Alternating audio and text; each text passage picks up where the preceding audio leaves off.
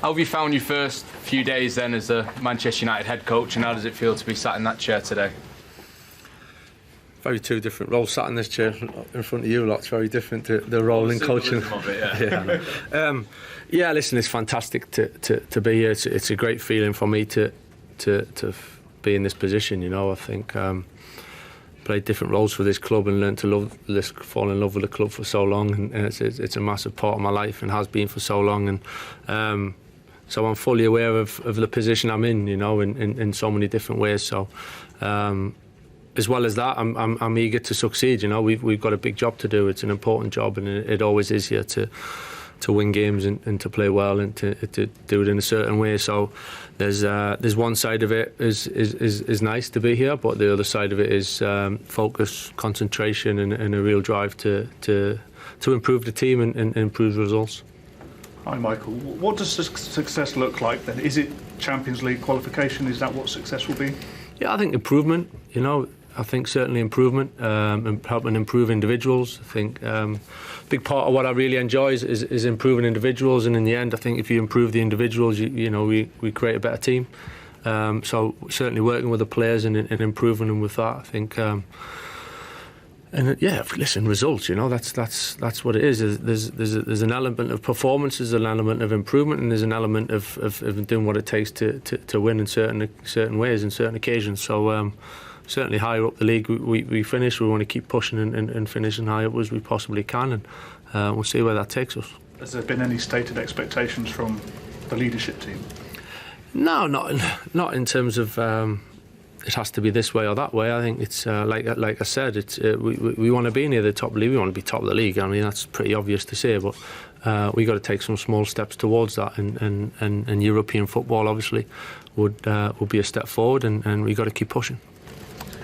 Hi, Michael. I was just wondering on that point of leadership, what conversations have you had with the likes of Jason and Omar, and kind of understood some of the Glazer family might have been here yesterday with Sir Jim, so what have those conversations been like kind of in your role? Yeah, I've spoke to Jason an awful lot and working closely with Jason and Omar as well, and over the last few days we've spoke a lot, as you'd imagine, and yeah, the owners, the ownership group were in and around it. It was nice to see them and meet them yesterday and have a small chat with them. You know, they're taking care of business in some ways. We were able to share a few things, so wished us all the very best, and it was good to see them. Michael, I was going to mention to you, when Ruben Amorim left, one of the things that he said in his last press conference was mentioning about Gary Neville and the players, and clearly Roy Keane has immediately waded in. I know there's a personal element to that as well, so it's difficult.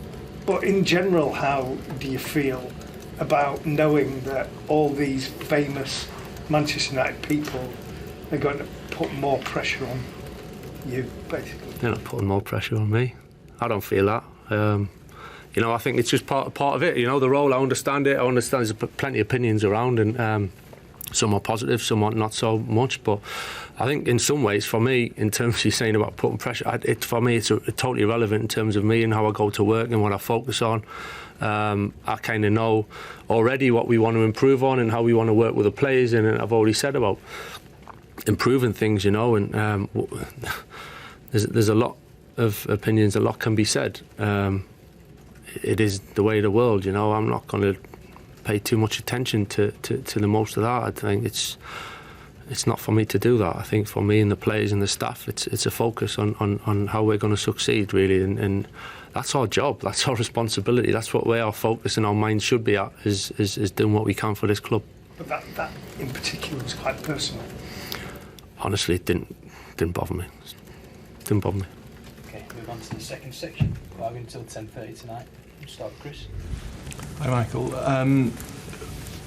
You've been appointed as head coach at the end of the season. There's no mention of interim or caretaker. Have there been any discussions with you and the people here regarding a role beyond this season? No, not at the moment. I think we're realistic as well, you know, and where we are at the moment, why I'm here and the role I've got to do, and that doesn't change how we go about it in the day-to-day and the focus, you know, and making decisions for the long-term kind of strategy of the group and the playing squad and whatever that kind of adds on extra in the layers after that. I think I'm certainly not coming in thinking it's a time where week to week, game to game, we got to get through it and we got to tick each one off. I think we want to plan to improve and improve beyond this season, you know, and however that looks at this moment, it's all I can control is what we give the players and how we kind of create the atmosphere around the group. So that's the main focus, and then we'll see what happens after that. You said to MUTV on Wednesday how much this club means to you. I think all of us know how much this club means to you. If the chance came to carry on at the end of this season, would you be interested in doing that?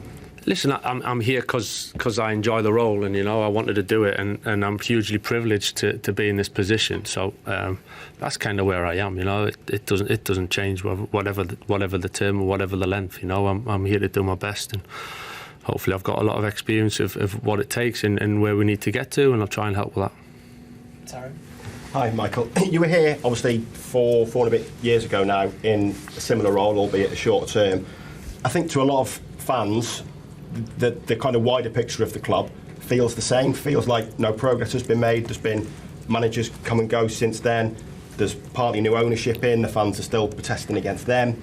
I know your role's short term here, but how do you go about uniting a club where it kind of feels that everyone's on a different page at the moment, and I think to the fans it kind of feels a bit soulless and going nowhere? How can you kind of make an influence on that and bring everyone together? Yeah, well, I certainly don't think it's soulless. I think there's a magic around this place. I feel it. I feel it home straight away, coming into the building, coming in and around it. I've obviously been around it for quite some time, but and then missed a little window. But I think there's a magic around this place. You can't help but feel that. Yeah, results and sometimes from the outside things look a little bit different, but it certainly doesn't feel majorly different on the inside. I have to say that. And then listen, part of my role and the responsibility is shaping what we want to look like going forward as a group.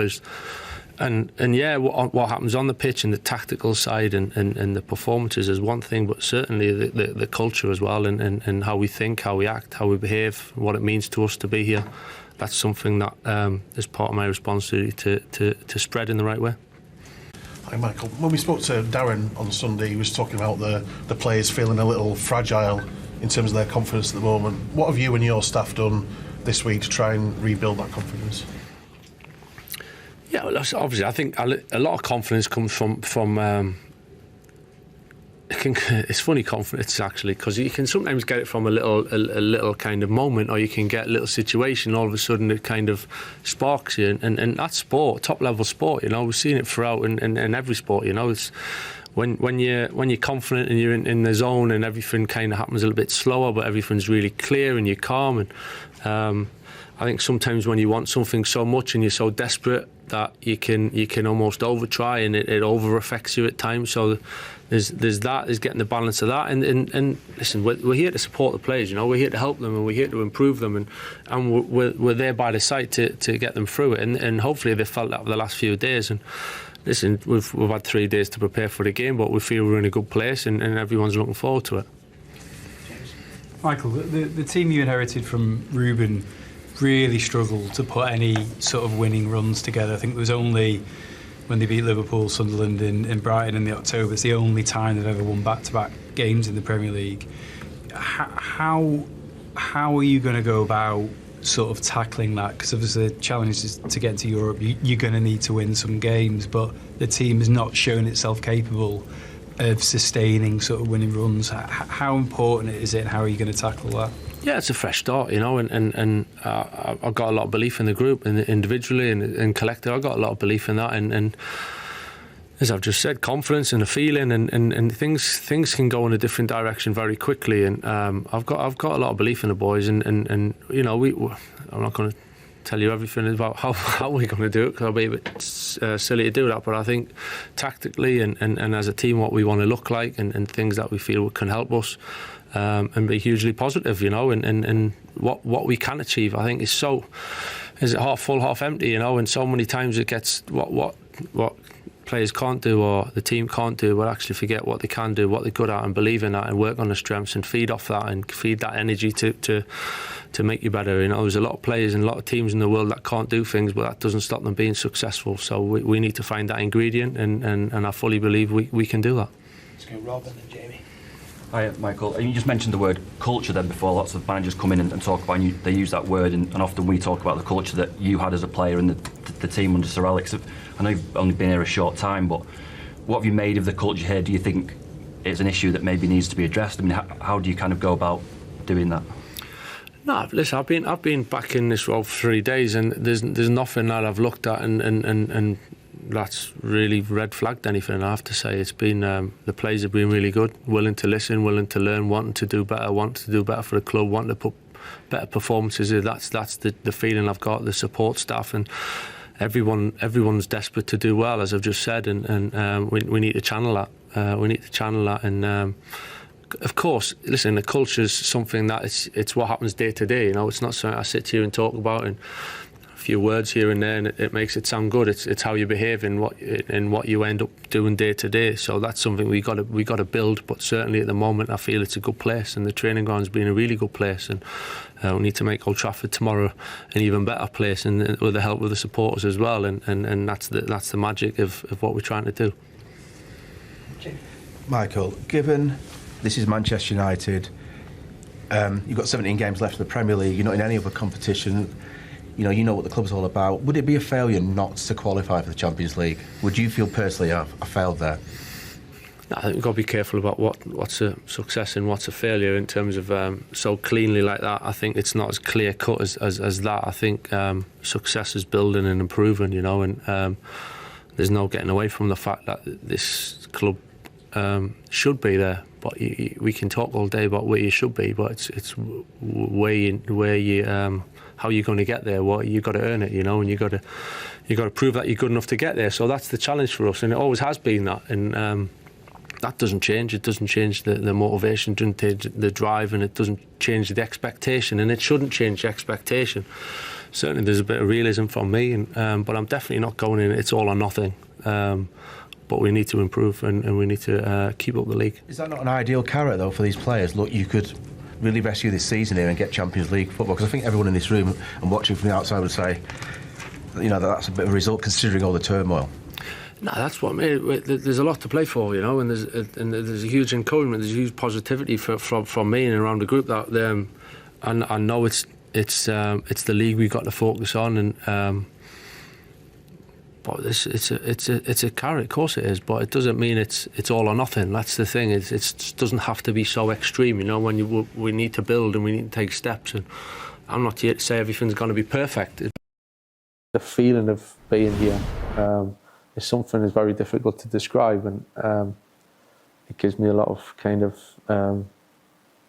good feelings to have that again. But because we felt it, and I know that side of things I can cope with. I know it, I get it, and I understand what goes on in the whirlwinds and what comes on from the outside. That's fine, that's normal, that doesn't bother me one bit. If you don't want the expectations, then this is not the club to be at, whether in any role.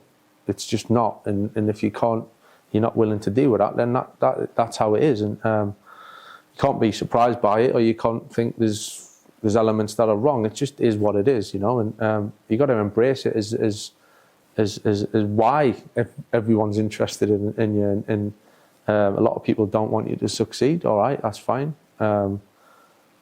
because when the club's pushing to be on top, it's a dangerous club to play against, and it's a dangerous team to play against, and that's where we need to be.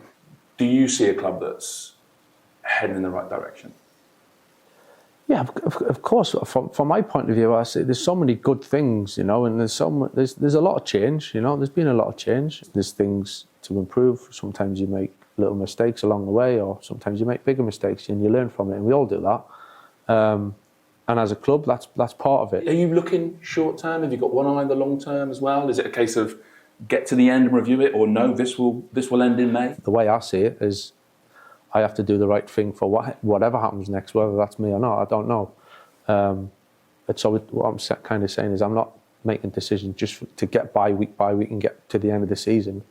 We got to do it so it impacts the next season and going on to the next season. So that's my total focus, and that's a responsibility I feel. But that kind of thinking would affect the January transfer window as well, wouldn't it? You don't want a stopgap.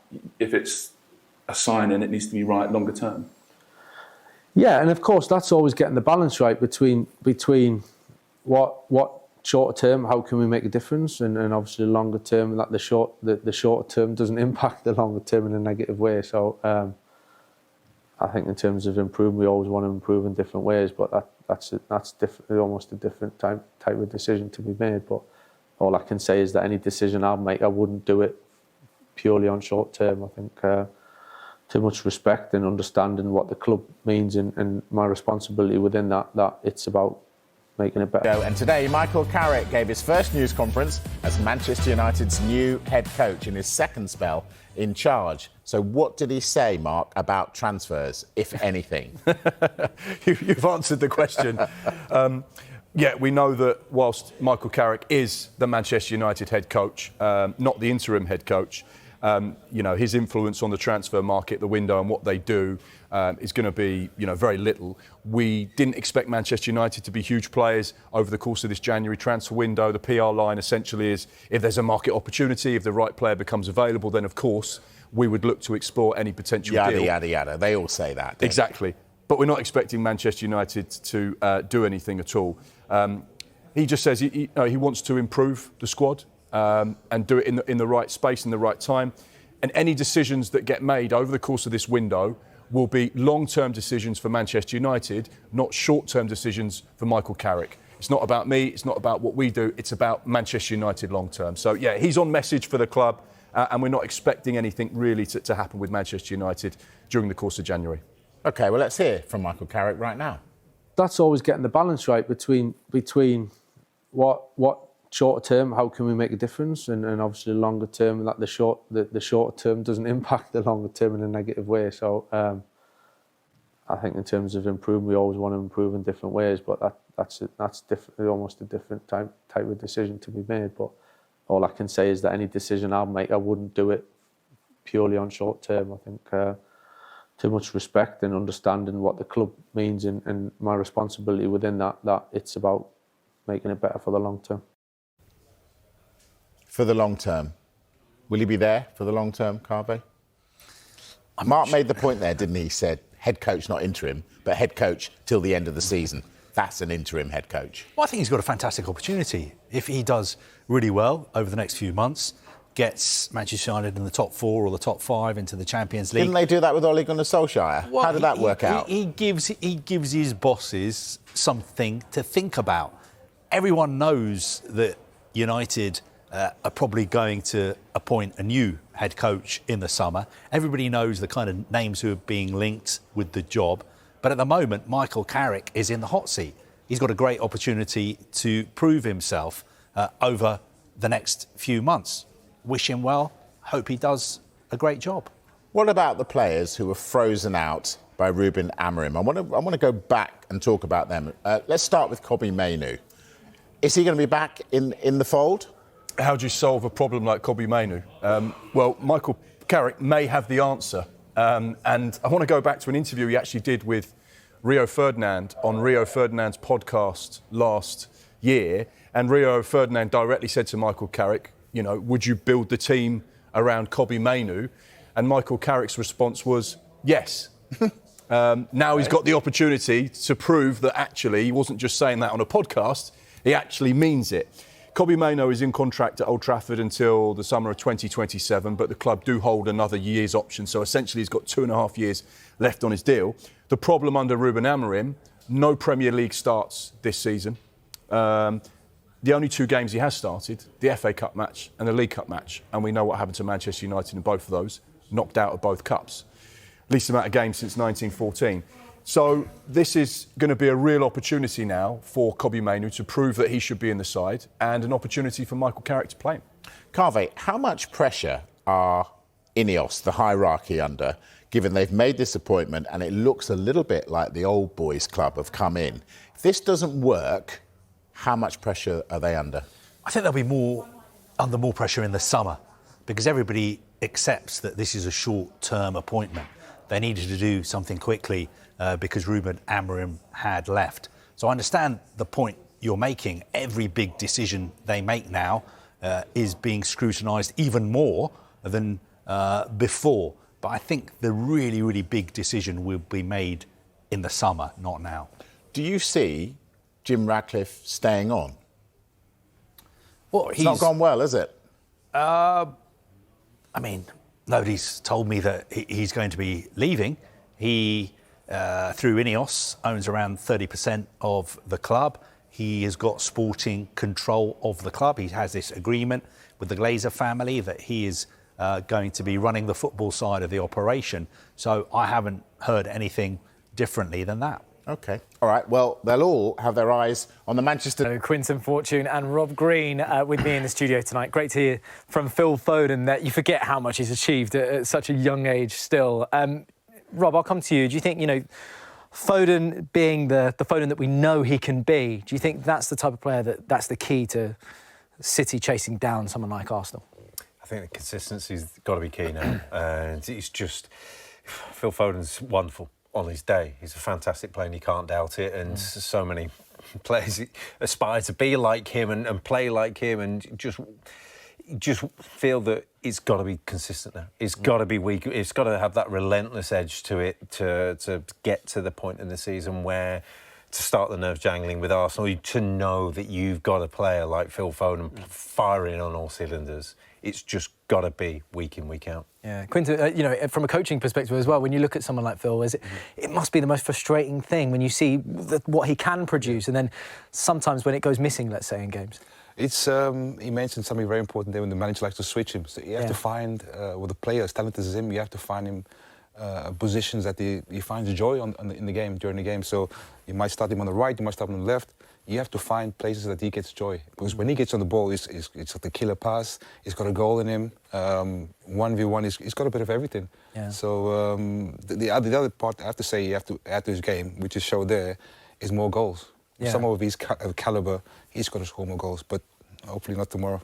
Well, yeah, I mean, you're saying hopefully not tomorrow, and that's why you're probably the right man to ask for this. I mean, when you look at this City side, your team, Manchester United, playing them tomorrow, are they a title-winning City side, or are there too many wobbles for you? With the quality they have, they're title-winning. But unfortunately, they've got a couple of injuries. They've got a world-class striker that whenever he gets... He's a robot, he's a joke. He's a joke. He's out of this world.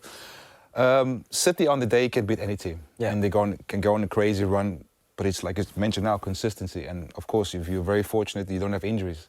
They've had a couple of major injuries this season in terms of the back four as well, and Rodri. So let's see. I want United to win tomorrow, as simple as that. Of course, yeah, of course. And I don't want to... you have to be... It'd be weird if you said anything else. I have to be respectful towards City, of course. Yeah. They have a fantastic team, an amazing manager, one of the greatest managers ever, but after tomorrow.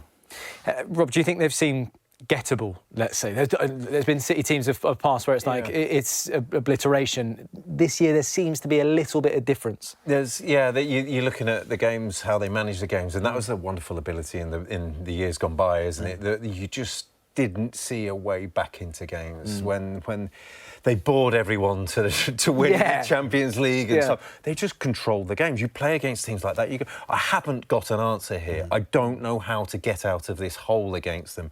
And whether you could do that or not was another matter. But with this team, you say, well, hold on a minute. We stay in there. We stay in the fight. We just grind it out. And whereas they'd be 2-3-0 up and bringing on the subs for the next game, managing the game, it's not like that now. It's just still a scrap. It's still a fight in the last 5-10 minutes, and they seem to blow themselves out a bit. So it's very much a different side. Do you think? Go ahead. No, the Brighton game was interesting. I've never seen City being so vulnerable for such a long time. And Brighton they're very good manager, very good team, and Brighton kind of gives you a little glimpse of what they're capable of doing. If it's so open, they play through City, and it's the first time I've seen a team play against City the City way, the Pep style, playing total football. And if United can do that in terms of maintaining that and be disciplined in terms of defending, going forward, United will always create chances, but you got to make sure you're ruthless in your defence. If you're not, you can get punished. Yeah, I mean, teams have been getting punished with Erling Haaland, but one of the other top goal scorers in the league was Antoine Semenyo. Yeah. That was for Bournemouth. Now he's going to be wearing a City shirt against United tomorrow. When you look at the Semenyo signing, I mean, look at this. I mean, Pep was very keen to say that he had scored 3 goals in his City career thus far, even though obviously 2 only stood. Yeah. When you look at this, Quinton, is this an inspired move or... I mean, I don't want to say is it throwing money at the problem, but, you know, they did have an issue where all the goals were only coming through Haaland. This guy can score goals. This guy can create goals. You know, when you look at the play, you think, OK, what is it like from distance? His manager, after his last game, I think he scored the winning goal. His manager, it just sums up what they thought about him. His manager said, as a human being, first of all, he's amazing. That's what, as a coach, as a manager, you want to hear that thinking, OK, what's the player like? His manager said, as a human being, he was amazing. As a player, fantastic. For me, boom. That's the first thing you want to hear as a manager. But as a player, oh my God, I wish I was wearing a red jersey. Yeah. Honestly, that's the honest truth. I wish he was on the red side, but what a player. Can go left and right. You saw the goal at Old Trafford he scored against United. Explosive 1v1. Can create chances. And on top, he's a good guy. Yeah. It's a no-brainer. The dangerous thing as well is that he started his kind of Manchester City career. Obviously, they played against Exeter. He started on the left. Then he played against Newcastle. He was playing on the right with Doku on the other side. Yeah. I mean, now there's no excuse, I guess, for City to start banging in those goals from other places, right, Rob? Well, you're looking at him and thinking, how do we utilise him? And however you want. It's a wonderful tool for Pep to have. And you're thinking, oh, Doku plays better when people are up close to him, someone to bounce off and some to create different passes, different angles. You can leave him on his own, and he'll do something for you. Yeah. And whether it's direct or coming inside, he does it at different stages up the pitch. When he goes really high, he says, right, I'm going to go out there on the outside. Yeah. And when his teammates understand, you know, and know what he can do, all of a sudden it's going to get better and better. Yeah. So it's one that he's thinking, it's great to start. It could get even better. Yeah. Quinton, there's something that I guess you are the perfect person to answer this. Obviously, you came into that Manchester United side, you know, after a treble win. Yeah, they brought me to improve the team. Yeah, no, but you know that feeling, and no, but it's true though, because you know Antoine will be going into Manchester City and surrounded by Ballon d'Or winner, the best striker in the world. You know, players that have gone out there and won something. You know, how would that have felt for him walking into that dressing room? He would, of course, with his mentality, you've seen, he settled in very well. But you got to go in there, not with an ego. You got to have self-belief. Otherwise, they won't sign him. You won't be there playing in the Premier League for City. But you've got to go in there self-belief. And he's playing with world-class players. He can only get better. He's got one of the best managers in the history of the game who's going to improve him. He's only going to get better. But you got to go in there with, OK, I'm here and playing with great players, but I'm myself a great player. Is that what you did when you went into that side? No. Why? What was your first day like? Did you walk in? I worked my way up a little bit. I looked around the change room, saw Roy Keane, some gigs, was cozy. I thought to myself, OK, just calm down. Yeah. Breathe, take your time. But is it different? Every player is different. Yeah. I just worked my way. I was at the mentality of, I don't care where I play. Yeah. I just want to play. If the manager asked me, the boss asked me to play left back this week, central midfield, left wing, I didn't care. I just wanted to play for Manchester United. Yeah. Well, Manchester United are preparing to take on City tomorrow. We're wondering what Michael Carrick's Man United will look like. We asked our resident tactico Pythagoras in Boots to look at what we can expect from Carrick ball and who could be the winners and losers in the post-Amorim era.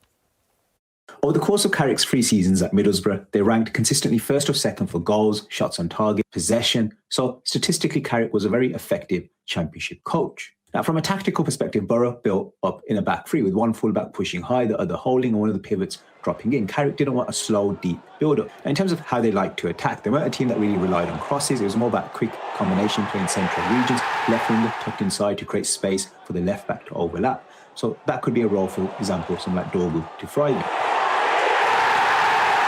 In terms of midfield structure, Carrick liked his pivots to be quite close together. Hayden Hackney was a key figure, someone who led the team in touches and ground cover. Now, this is a role which many have speculated Kobbie Mainoo could thrive in.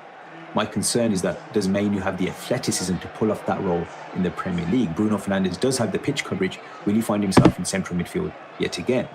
if Bruno Fernandes does find himself in midfield. Don't be surprised if you see Cunha behind Seshko playing that Akpom role that we saw in Carrick's first season.